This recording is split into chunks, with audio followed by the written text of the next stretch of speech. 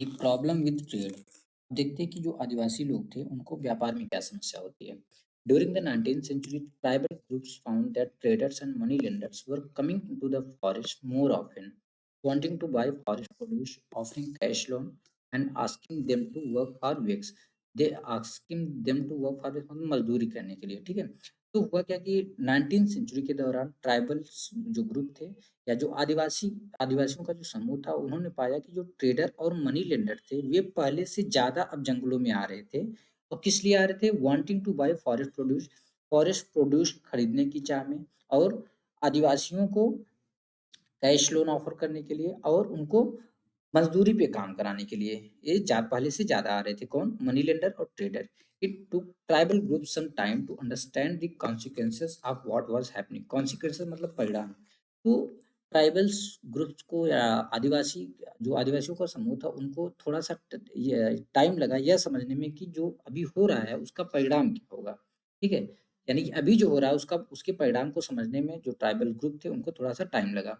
Let us consider the case of the silk Grover. चलो अब हम जो सिल्क ग्रोवर थे उनके केस को कंसीडर करते हैं। In the 18th century, Indian silk was in demand in European markets. तो दोस्तों क्या था कि 18वीं जो सेंचुरी थी, उस टाइम जो इंडियन सिल्क था, यूरोप के मार्केट में उसका बहुत ज्यादा डिमांड था।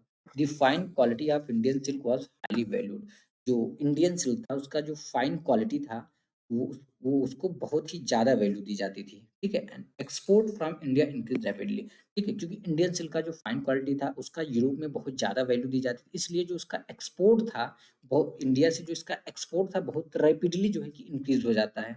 एज द मार्केट एक्सपैंडेड, जैसे मार्केट एक्सपैंड होता है, East India company officers try to encourage silk production to meet the growing demand. ठीक है, देखो जब मार्केट एक्सपैंड होता है मतलब डिमांड बहुत ज़्यादा होती है।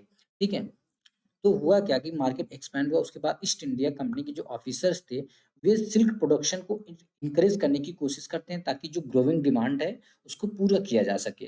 ग्रोइंग डिमांड यानी जो बढ़ता हुआ डिमांड है, बढ़ती हुई जो मांग है। ठीक है, Hazaribagh in present day Jharkhand. Hazaribagh कहाँ पे है? झारखंड में है। अब जैसे यहाँ पे आप देख सकते हो कि क्या है, इंडिया का मैप है। ठीक है, इंडिया का मैप है, यहाँ पे ये है झारखंड का मैप। ठीक, तो हजारीबाग यहाँ पे हजारीबाग है, यहाँ पे। ठीक है, कहाँ पे? यहाँ पे है हजारीबाग। Hazaribagh in present Jharkhand. हजारीबाग जो कि प्रेजेंट यानी कि आज के टाइम कहाँ पे है? झारखंड में। जैसा कि हमने देख लिया, was an area where the Santhals reared cocoons. Rear मतलब पालना, कोकून यानी कोकून बोलते हैं, कोकून कीड़ा होता है यानी रेशमी कीड़ा, सिल्क जिससे हम ऑब्टेन करते हैं। ठीक है, तो वहाँ जो हजारीबाग था, जो कि अभी के टाइम में झारखंड में हुआ, एक ऐसा एरिया था जहाँ पे जो संथाल लोग थे क्या करते थे? कोकून रियर करते थे। ठीक है, the traders dealing in silk sent in their agent who gave loans to the tribal people and collected the cocoons. The traders dealing in silk यानी जो सिल्क के व्यापारी थे, वे अपने एजेंटों को भेजते थे इसके पास, ट्राइबल पीपल के पास, यानी आदि जो सिल्क के व्यापारी हुआ करते थे, वे अपने एजेंटों को आदिवासी लोगों के पास भेजते थे। वे उनको लोन देते थे। कौन लोन देता था? जो सिल्क ट्रेडर का जो एजेंट होता था, वे आदिवासियों को लोन देता था। उसके बदले क्या करता था? उनसे जो कोकून्स होता था वो कलेक्ट कर लेता था। ठीक है, the growers were paid ₹3 to ₹4 for 1000 cocoon. जो ग्रोवर्स होता था, यानी जो ग्रोवर्स कौन होता था? ये आदिवासी होते थे। तो अगर ये आदिवासी 1000 कोकून दिए किसको? ट्रेडर को। ट्रेडर को कैसे दिए? यानी कि एजेंट के थ्रू। तो एजेंट इनको इसके बदले कितना? ₹3 या ₹4 देता था। आप सोचो कितना ज्यादा, मतलब 1000 कोकून्स इनको देते थे एजेंट को। एजेंट उसके बदले इनको ₹3 से ₹4 देता था। ठीक है, 1000 कोकून के बदले। These were then exported to Bardhaman or Gaya, where they were sold at 5 times the price। 5 times the price का मतलब है कि इस प्राइस का, जिस प्राइस पे इसको ये खरीदते थे उसके 5 गुने प्राइस में बेचते थे। ठीक है, यानी कि पहले तो हमने क्या देखा दोस्तों कि एजेंट लोग जो थे, किसके एजेंट थे? जो सिल्क के व्यापारी होते थे उनके एजेंट कहाँ पे जाते थे? आदिवासियों के पास जाते थे और उनको लोन देते थे, और उसके बाद उनसे कोकून कलेक्ट कर लेते थे। कोकून के फिर 1000 कोकून इनको आदिवासी लोग अगर 1000 कोकून दिए, तो इसके बदले ये एजेंट लोग इनको ₹3 से ₹4 देते थे। उसके बाद इस कोकून को कहाँ पे एक्सपोर्ट किया जाता था? उसके बाद इस कोकून को एक्सपोर्ट किया जाता था बर्धमान में या गया में, जहाँ पे इनको कोको कितना मिलता था? एट 5 टाइम द प्राइस, यानी कि 5 गुना ज़्यादा प्राइस पे भी बेचते थे। यानी अगर ₹4 इनसे लिया, मतलब इनको दिया किसको? आदिवासियों को। तो उसके 5 गुने प्राइस पे, यानी 5 मल्टीप्लाइड बाई 4 करोगे कितना आएगा? 20, यानी कि 20 रुपए पे बेचते थे। ठीक है? पहले देख लेते हैं कि बर्धमान और गया कहाँ पे है।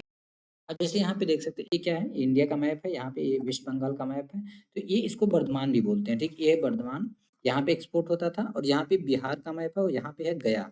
गया में एक्सपोर्ट होता था क्या? कोकून, यानी 3 से 4 रुपए उनको आदिवासियों को दे देते थे। उसके बाद जब वो बर्धमान और गया पे भेजते थे, एक्सपोर्ट करते उस कोकून को, उस इस प्राइस पे बेचते थे, इसके 5 गुना प्राइस पे, यानी 20 रुपीज पर थाउजेंड। ठीक है? यानी 1000 कोकून्स के पीछे ये 20 रुपीज लेते थे। The middleman कौन होता है? So called because they arrange deals between the exporter and the silk grower. middleman कौन होता था? middle मतलब मध्य का व्यक्ति, बीच का व्यक्ति। एक तो होता था ग्रोवर, यानी कि जो कोकून को ग्रो करता था, ठीक है? दूसरा होता था बायर, जो सॉरी व्यापारी, जो कोकून को खरीदता था। अब ये एक्चुअली डायरेक्टली नहीं खरीदते थे, इनके बीच एक मिडलमैन होता था। ठीक है? इस ये मिडलमैन इन दोनों के बीच जो है कि डील को कराता था। किसके किसके बीच का? ग्रोवर के बीच का, और जो व्यापारी होता है उसके बीच की डील को कौन कराता था? जो ये मिडलमैन होता था। ठीक है? The middleman because they are an deal between the exporter and the silk grower, क्योंकि जो मिडलमैन होता है उसको मिडलमैन इसलिए बोलते हैं क्योंकि वह एक्सपोर्टर और सिल्क ग्रोवर के बीच की डील को अरेंज करता है। ठीक है? Made huge profit. तो दोस्तों जो मिडलमैन होता था वो ज़्यादा प्रॉफिट कमाता था। ठीक है? यानी कि जो खरीदने वाला होता था, जैसे व्यापारी जो एक्सपोर्टर हो गया, उससे हायर मतलब ज़्यादा पैसे लेता था। सपोज़ 1000 का, ये 1000 का ले लिया 20 रुपीज़ उनसे। ठीक है? और जो ग्रोवर होता था उनको बहुत कम देता था, बोलता था हम आपके 1000 के लिए आपको 4 रुपए देंगे। तो ह्यूज प्रॉफिट, यानी ज़्यादा से ज़्यादा मुनाफा कौन कमा रहा है? यहाँ पे मिडलमैन। ठीक है? एक बार फिर से आप समझना, यहाँ पे ग्रोवर है, फिर यहाँ पे मिडलमैन है, और यहाँ पे एक्सपोर्टर है। ठीक है? ग्रोवर से इसने बोला, ग्रोवर की मजबूरी है क्योंकि उसी को रियर करते हैं, उसी की खेती करते हैं, उनको बेचना है, तो इसलिए बोला हमको 3 से 4 रुपए के बीच में आपको दे पाएंगे पर 1000 पीस ऑफ कोकून। ठीक है? मतलब 1000 कोकून के पीछे आपको 3 से 4 रुपए देंगे। और एक्सपोर्टर को बोला नहीं नहीं, हम आपको जो है कि 1000 कोकून के पीछे आपसे लेंगे 20 रुपीज, यानी कि बहुत ज्यादा प्रॉफिट कमाते थे कौन? मिडलमैन जो होते थे। The silk Grover earn very little, जो बेचारे सिल्क ग्रोवर होते थे वो बहुत ही कम कमा पाते थे। सिल्क ग्रोवर यानी कि जो आदिवासी होते थे। Understandably many tribal groups saw the market and the traders as their main enemies. Understandably का मतलब क्या होता है? स्वाभाविक है या जाहिर है। तो जाहिर है कि बहुत सारे आदिवासियों का ग्रुप, या आदिवासियों बहुत सारे ट्राइबल का ग्रुप जो है कि मार्केट और ट्रेडर्स को अपना सबसे बड़ा दुश्मन मानने लगे। ठीक है? This search for work, the plight of the tribals who had to go far away from their homes in search of work was even worse. plight मतलब दशा या कंडीशन। यानी कि दोस्तों ऐसे ट्राइबल लोग, ऐसे आदिवासी जो कि अपने घरों से बहुत दूर जाते थे, किसकी तलाश में? काम की तलाश में। उनकी जो दशा थी वो तो और ज़्यादा वर्स्ट थी, और बहुत ही ज़्यादा खराब थी। From the late 19th century, tea plantations started coming up and mining became an important industry.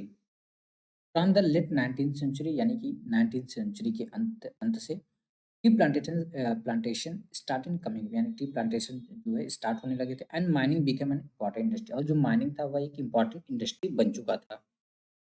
Tribals were recruited in large numbers to work the tea plantation of Assam and the coal mines of Jharkhand. यानी कि असम के tea plantation में और झारखंड के coal mines में काम करने के लिए आदिवासियों को बहुत बड़ी संख्या में रिक्रूट किया गया या भर्ती किया गया। They were recruited through contractors who paid them miserably low wages and prevented them from returning home. Miserably का मतलब होता है बहुत ही कम। ठीक है? मिजरेबल लो वेक्स यानी बहुत ही कम वेक्स देते थे। ठीक है? यानी दे वर रिक्रूटेड थ्रू कॉन्ट्रैक्टर्स। अब बात आती है कि आखिर में जो टी प्लांटेशन, असम का जो टी प्लांटेशन था और झारखंड का जो कोल माइन था, उसमें हमने देखा कि ट्राइबल्स को बहुत बड़ी संख्या में भर्ती किया गया। आखिर में ट्राइबल्स को भर्ती कौन किया था? दे वर रिक्रूटेड थ्रू कॉन्ट्रैक्टर्स। उनको कॉन्ट्रैक्टर के थ्रू जो है कि भर्ती किया जाता था। कॉन्ट्रैक्टर क्या करते थे? कॉन्ट्रैक्टर इनको बहुत ही लो वेक्स पे करते थे, मतलब इनको बहुत ही कम सैलरी देते थे, and prevented them from returning home. और इन बेचारों को वे क्या करते थे? घर जाने ही नहीं देते थे, घर नहीं जाने देते थे। ठीक है? यहाँ पे जैसे देख सकते हैं फिगर, फिगर 10 में कि कोल माइनर्स ऑफ बिहार, 1948 की तस्वीर है। कोल माइनर्स हैं बिहार के। In the 1920s about 50% of the miners in the Jharia and Raniganj coal mines of Bihar were tribal. ये झारिया और रानीगंज जो है ये बिहार की कोल माइंस है। ठीक है, बिहार में दोनों झारिया और रानीगंज कोल माइंस है। यहाँ पे इन 1920 में यानी 1920 में लगभग 50% इसमें जो मजदूर काम करते थे, वे क्या थे? आदिवासी लोग थे। ठीक है? Work deep down in the dark and suffocating, मतलब इतने अंधेरे में, इतने गहराई में काम करना। एंड सफोकेटिंग माइंस, एक सफोकेटिंग यहाँ पे सांस फूलने लगती थी माइंस थी, was not only back breaking, यह केवल बैक ब्रेकिंग नहीं होता था, यानी कमर तोड़ मेहनत ही नहीं होती थी। एंड डेंजरस, मतलब यह है कि डेंजरस भी होता था। It was often literally killing, अब लिटरली यहाँ पे यहाँ पे आदमी की मृत्यु हो जाती थी। ठीक है? आप बोल सकते हैं कि डार्क या अंधेरे और सफोकेटिंग माइंस की डीप में यानी कि गहराइयों में काम करना न केवल शरीर को बैक ब्रेकिंग है, यानी कि शरीर को तोड़ देता था, बल्कि यह बहुत ही डेंजरस हुआ करता था। लिटरली बोले तो यह जान ले लेता था। In the 1920s over 2000 workers died every year in the coal mines in India. तो दोस्तों 1920 के दशक में देश के कोल माइंस में हर साल यानी एवरी ईयर 2000 से ज्यादा मजदूर जो है कि मारे जाते थे। अ क्लोजर लुक, इन नजदीक से देखने पर, through the 19th and 20th centuries, tribal groups in different part of the country rebel against the changes in laws, the restriction on their practices, the new taxes they had to pay, and the exploitation by traders and money lenders। Rebel मतलब होता है बगावत करना, against यानी कि खिलाफ, changes in laws यानी जो कानून चेंज हो रहे थे, जो कानून में परिवर्तन आ रहा था, रेस्ट्रिक्शन यानी पाबंदी या रोक, new taxes they had to pay यानी वे नए टैक्सेस जो उनको पे करने पड़ते थे, एक्सप्लॉइटेशन का मतलब होता है शोषण। ठीक है? ट्रेडर्स यानी कि व्यापारी, मनी लेंडर यानी मनी लेंडर को हिंदी में महाजन बोलते हैं। ठीक है? तो हुआ क्या कि 19th और 20th सेंचुरी के दौरान कंट्री के डिफरेंट पार्ट्स में या कंट्री के विभिन्न भागों में ट्राइबल ग्रुप्स ने बदलते कानूनों और अपने प्रैक्टिसेस पर लगे जो रिस्ट्रिक्शन लगा था, जो वे पहले से जो प्रैक्टिस करते थे, उस पे जो रिस्ट्रिक्शन लगा था, और जो नए टैक्सेस जो कि उनको पे करने पड़ते थे, ठीक है? और ट्रेडर्स व मनी लेंडर द्वारा किए जा रहे शोषण के खिलाफ कई बार उन्होंने क्या किया? रिबेल कर दिया या बगावत कर दिया। ठीक है? ये पूरा पैरा आप फिर से देख लो कि 19th और 20th सेंचुरी के दौरान कंट्री के विभिन्न भागों में ट्राइबल ग्रुप्स ने बदलते कानूनों, अपने प्रैक्टिसेस पर लगे रिस्ट्रिक्शन, नए टैक्सेस और ट्रेडर व मनी लेंडर द्वारा किए जा रहे शोषण के खिलाफ कई बार बगावत की। ठीक है? The Kols rebelled in 1831 to 1832, Santhals rose in revolt in 1855, the Bastar rebellion in central India broke out in 1910 and the Warli revolt in Maharashtra in 1940। तो कोल्स जो थे उन्होंने कब रिबेल किया था या कब बगावत किया था? 1831 से 1832 के बीच में। जो संथाल्स थे वे रिवोल्ट में कब उठे? 1855 में। ठीक है? The Bastar rebellion in central India, जब जो बस्तर रिबेलियन होता है, बस्तर जो विद्रोह हुआ था सेंट्रल इंडिया में, कब हुआ था? 1910 में। ठीक, और जो वर्ली रिवोल्ट हुआ था या जो वर्ली विद्रोह हुआ था महाराष्ट्र में, वो कब हुआ था? 1940 में। ठीक है? The movement that Birsa led was one such movement. Lead मतलब नेतृत्व करना। ठीक है? यानी जिस मूवमेंट मूवमेंट यानी कि आंदोलन, जिस आंदोलन का नेतृत्व जो मुंडा था वह कर रहा था, उसी तरह का एक विद्रोह था या मूवमेंट था। Birsa Munda, Birsa was born in the mid 1870s, Birsa का जन्म मिड 1870s में हुआ था। The son of a poor father, उनके पिता बहुत ही गरीब थे। He grow up around the forest of Bohanda, वो बोहंडा के जंगलों के आसपास जो है ग्रो अप हुए थे, बड़े हुए थे। Grazing ship, playing the flute and dancing in the local Akhara. Flute यानी कि बांसुरी, यानी कि जो बिरसा थे वो बोहंडा के जंगलों के आसपास बकरियां चराते हुए, भेड़ बकरियां चराते हुए, बांसुरी बजाते हुए और लोकल अखाड़ा में डांस करते करते हुए वे बड़े हुए थे। Forced by poverty, his father had to move from place to place looking for work. Forced by poverty, poverty का मतलब होता है गरीबी। Forced by poverty यानी कि गरीबी, गरीबी से लाचार या गरीबी से परेशान। ठीक है? लुकिंग फॉर वर्क यानी कि काम की तलाश में, या गरीबी से लाचार बिरसा के जो पिता थे, वे काम की तलाश में एक जगह से दूसरी जगह जो है कि भटकते थे, या उन्हें काम की तलाश में एक जगह से दूसरी जगह भटकना पड़ता था। एज एन एडolescent, Birsa heard tales of the Munda uprising of the past and saw the sardars of the community urging the people to revolt। एडल्शन का मतलब होता है किशोरावस्था या बचपना। ठीक है? टेल्स यानी कि स्टोरीज, कहानियां। अपराइजिंग यानी कि विद्रोह, सरदार जो लीडर होते थे कम्युनिटी के उनको बोलते हैं। रिवोल्ट यानी विद्रोह करना। अर्ग यानी कि लोगों से विनती करना। ठीक है? यानी कि लड़कपन में ही बिरसा ने पास्ट में हुए मुंडा विद्रोहों की कहानियां सुन ली थी, और बिरसा ने कई बार कम्युनिटी के लीडर को रिवोल्ट के लिए अर्ग करते हुए देखा था, यानी लोगों से अर्ग करते हुए, लोगों से विनती करते हुए सुना था। यानी कि जो कमिटी के लीडर थे वो लोगों से विनती कर रहे थे कि आप जो है कि रिवोल्ट करो। रिवोल्ट के लिए लोगों से क्या कर रहे थे? विनती कर रहे थे।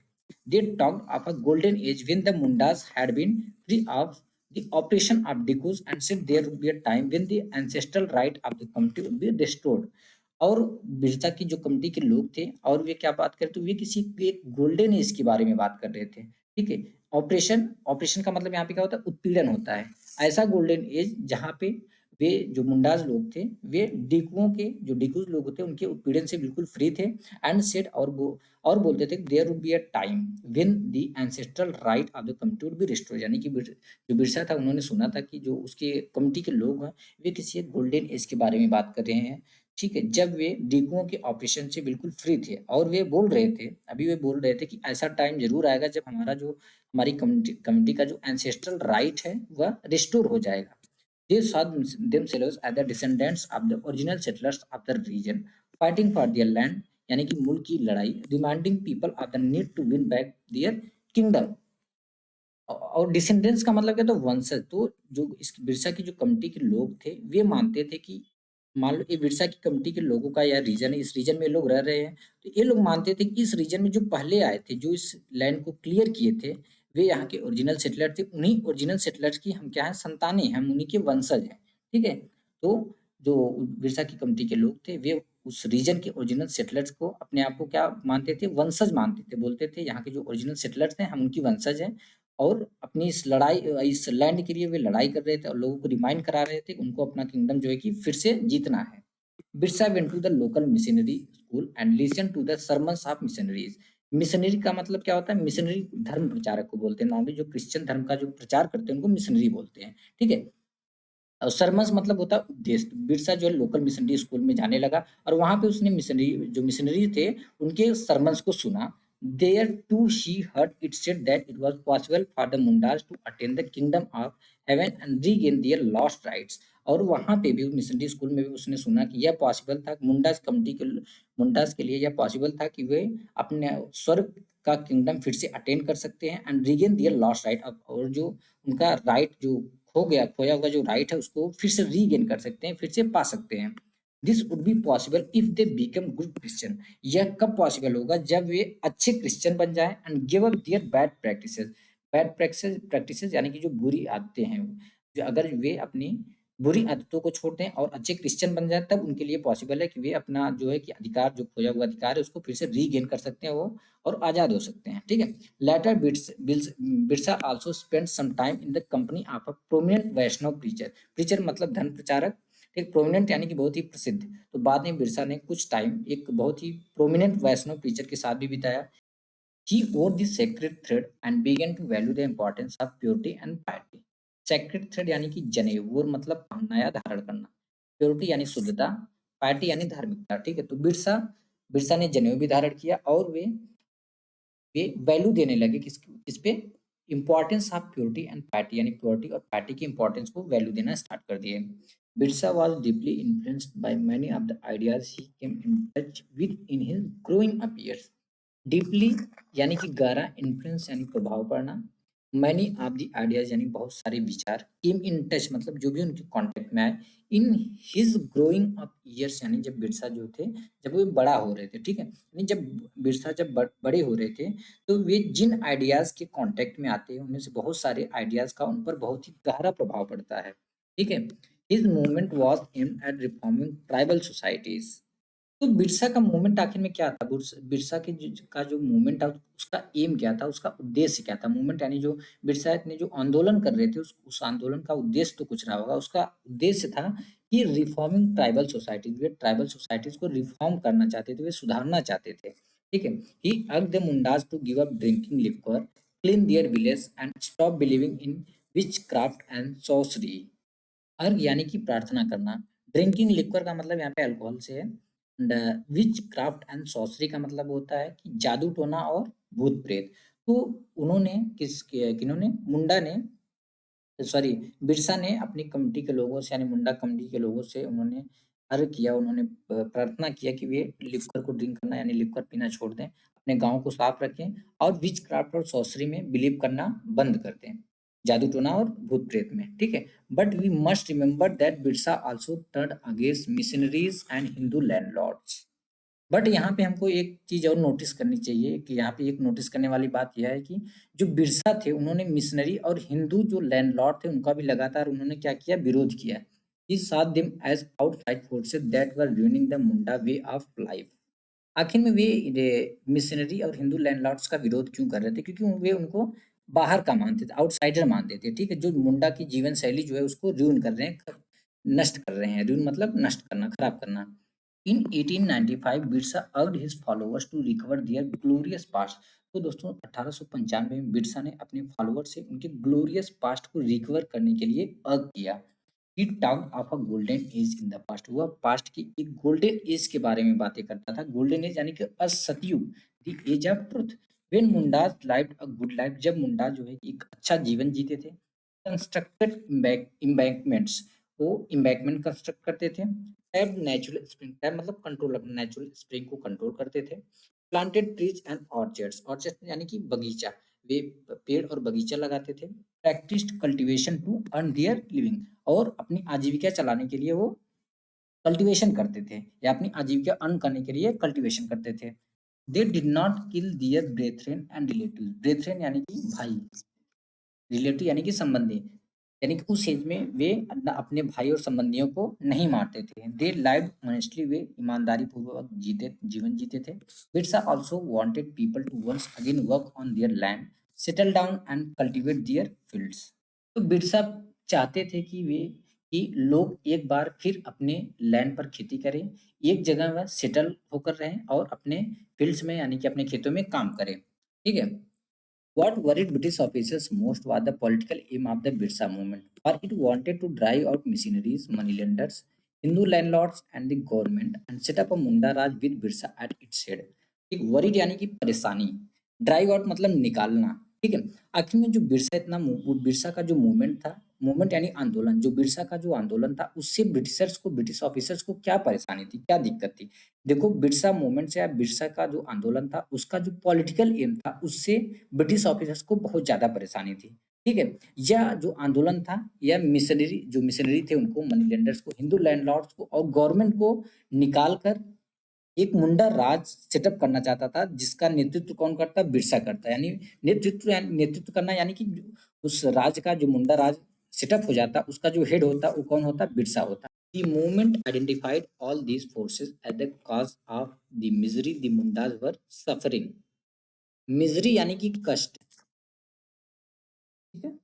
यानी कि यह जो आंदोलन था, इन्हीं फोर्सेस को या इन्हीं ताकतों को मुंडाओं की सारी जो मिजरी थी या सारी जो समस्याएं थे या जो कष्ट थे उनका स्रोत मानता था, ठीक है? ये कौन से फोर्सेस? यानी मिशनरी हो गए, मनी लेंडर्स हो गए, हिंदू लैंडलॉर्ड और गवर्नमेंट, ठीक है?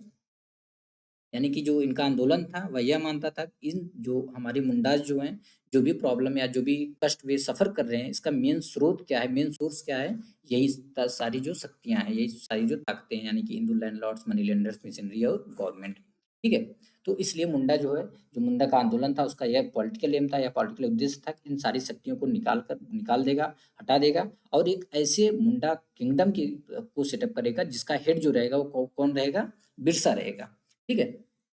The land policies of the British were destroying their traditional land system. Hindu landlords and money lenders were taking over their land, and missionaries were criticizing their traditional culture। तो दोस्तों अब बात आती है कि आखिर में जो बिरसा थे और जो इनका आंदोलन था, ये लोग मतलब बिरसा की जो मुंडा जो लोग, ये सारे के सारे लोग इन सारों को किसको हिंदू लैंडलॉर्ड्स को, फिर मनी लेंडर्स को, मिशनरीज को, इन और गवर्नमेंट को अपना दुश्मन क्यों मानते थे? या इनको जो भी प्रॉब्लम्स हो रही थी, किसको? मुंडा कम्युनिटी को, मुंडा समुदाय को जो भी प्रॉब्लम हो रही थी, उसको, उस प्रॉब्लम की वजह ये मानते थे कि ये सारे लोग कौन-कौन? Hindu landlord, money lender, government और मिशनरी। ऐसा क्यों मानते हैं? क्योंकि the land policies are the British were destroying the traditional land system. क्योंकि जो ब्रिटिश क्या गवर्नमेंट थी, ब्रिटिश गवर्नमेंट थी, ठीक है? यानी जो ब्रिटिश की लैंड पॉलिसीज थी, वह क्या थी? वह क्या कर रही थी कि इनका जो ट्रेडिशनल लैंड सिस्टम था उसको डिस्ट्रॉय कर रही थी। Hindu landlord and money lender were taking over their land, और जो हिंदू लैंडलॉर्ड थे और जो मनी लेंडर थे, ये क्या कर रहे थे? इनके लैंड को टेक ओवर कर रहे थे। टेक ओवर करना यानी ले ले रहे थे। And missionaries were criticising their traditional culture. Criticising मतलब आलोचना करना या बुराई करना, ठीक है? और मिशनरी क्या करते थे, मिशनरी जो है इनका जो ट्रेडिशनल कल्चर था किनका, मुंडास का, उसको जो है क्रिटिसाइज़ करते थे। As the movement spread the British officers decided to act का मतलब कार्रवाई करना, डिसाइडेड यानी डिसीजन लिया, तो मूवमेंट यानी आंदोलन, स्प्रेड यानी फैलना, ठीक है? तो आंदोलन जब फैलने लगा तो ब्रिटिश ऑफिसर्स ने डिसाइड लिया कार्रवाई करने को, ठीक है? दे अरेस्टेड बिरसा इन 1895, तो कार्रवाई करते हुए उन्होंने बिरसा को 1895 में अरेस्ट कर लिया, convicted him on charges of writing and gelled him for 2 years. Writing का मतलब क्या होता है? राइटिंग का मतलब होता है कि दंगा फसाद, ठीक है? यानी कि 1895 में उन्होंने ब्रिटिश ऑफिसर्स ने बिरसा को अरेस्ट किया और उन पे आरोप लगाया, क्या आरोप लगाया? दंगे-फ़साद का उन पे आरोप लगा के उनको 2 साल की जेल दे दिया, मतलब 2 साल की सज़ा सुनाई गई। When Birsa was released in 1897 he began touring the villages to gather support. तो दोस्तों जब बिरसा को 1897 में रिलीज़ किया जाता है, यानी 1895 में हमने देखा बिरसा को अरेस्ट कर लिया था किन्होंने? ब्रिटिश गवर्नमेंट ने, ठीक है? यानी ब्रिटिश ऑफिसर्स ने 1895 में इनको अरेस्ट कर लिया और इन पे आरोप था कि ये जो है दंगा फसाद करा रहे, दंगा फसाद के चार्ज में इनको 2 साल की सज़ा सुनाई गई। 2 साल की सज़ा काटने के बाद जब बिरसा फिर से 1897 में यानी 1897 में जब जेल से रिलीज होते हैं, तो he began touring the village to gather support. तो वह गांव-गांव जो है टूर करना स्टार्ट कर देते हैं लोगों का सपोर्ट गैदर करने के लिए, लोगों का सपोर्ट पाने के लिए, ठीक है? He used traditional symbols and language to rouse people. Rouse people का मतलब लोगों को उकसाना, ठीक है? तो वह लोगों को उकसाने के लिए ट्रेडिशनल सिंबल्स और लैंग्वेज का यूज़ करते हैं। Again them to destroy Ravan. Ravan यानी डिकूज़ और यूरोपियंस को बोलते थे, ठीक है? यहाँ पे रावण डिकूज और यूरोपियन को बोला गया। तो लोगों से अर्ग करते थे कि वो रावण और रावण यानी कि डिकूज और यूरोपियन को डिस्ट्रॉय कर दे and establish a kingdom under his leadership, और उनके लीडरशिप में एक किंगडम की स्थापना करे, एक किंगडम को एस्टैब्लिश करे। बिरसा's followers began targeting symbols of diku and European power. तो जो बिरसा के फॉलोअर थे वे डिकू और यूरोपियन पावर का जो सिंबल था उसको टारगेट करना स्टार्ट कर देते हैं। दे अटैक पुलिस स्टेशन, वे पुलिस स्टेशन पे अटैक करते हैं, एंड चर्चेज, और चर्च पे अटैक करते हैं, and raided the property of money lenders and zamindars. और जो भी प्रॉपर्टी थी किसकी, मनी लेंडर की और जमींदार की, इन पे धावा बोल देते हैं, रेड कर देते हैं। They raise the white flag as a symbol of Birsa Raj. वे व्हाइट फ्लैग रेज करते हैं जो कि किसका सिंबल था, बिरसा राज का सिंबल था, ठीक है? बिरसा राज का प्रतीक था क्या, white symbol. In 1900 Birsa died of cholera and the movement faded out. Faded out का मतलब ठंडा पड़ जाना। तो दोस्तों 1900 में बिरसा की मृत्यु हो जाती है, किसकी वजह से, कॉलरा की वजह से, ठीक है? यानी 1900 में कॉलरा की वजह से बिरसा की मृत्यु हो जाती है और जो मूवमेंट था, जो आंदोलन था, वह ठंडा पड़ जाता है। However the movement was significant in at least 2 ways. But जो आंदोलन था यह 2 मायनों में काफी महत्वपूर्ण था। पहला, it forced the colonial government to introduce laws so that the land of the tribal could not be easily taken over by Decoys। पहला यह था कि इस आंदोलन ने कॉलोनियल गवर्नमेंट को ऐसे लॉ इंट्रोड्यूस करने के लिए मजबूर कर दिया ताकि जो डिकूज हैं ये ट्राइबल्स यानी आदिवासियों की जमीन को, आदिवासियों की लैंड को आसानी से कब्जा ना कर पाए, ठीक है? Second, it showed once again that the tribal people had the capacity to protest against injustice and express their anger against colonial rule. It showed once again मतलब इसने फिर से दिखा दिया दैट ट्राइबल पीपल यानी कि आदिवासी हैड द कैपेसिटी, यानी उनके पास capacity to protest against injustice का मतलब होता है अन्याय, ठीक है? एंगर यानी कि क्रोध, एक्सप्रेस यानी व्यक्त करना, ठीक है? तो दूसरा क्या था कि इसने दिखा दिया कि इनजस्टिस का विरोध करने यानी अन्याय का विरोध करने और कॉलोनियल रूल के अगेंस्ट अपने गुस्से को एक्सप्रेस करने में आदिवासी जो है सक्षम है। They did this in their own specific way, inventing their own rituals and symbols of struggle। तो उन्होंने इसे अपने स्पेसिफिक वे में किया, कैसे, inventing their own rituals and symbols of struggle, अपने रिचुअल्स और सिंबल्स ऑफ स्ट्रगल को इन्वेंट करके, ठीक है? यानी कि ये सब जो उन्होंने किया अपने अपने ओन स्पेसिफिक वे में किया।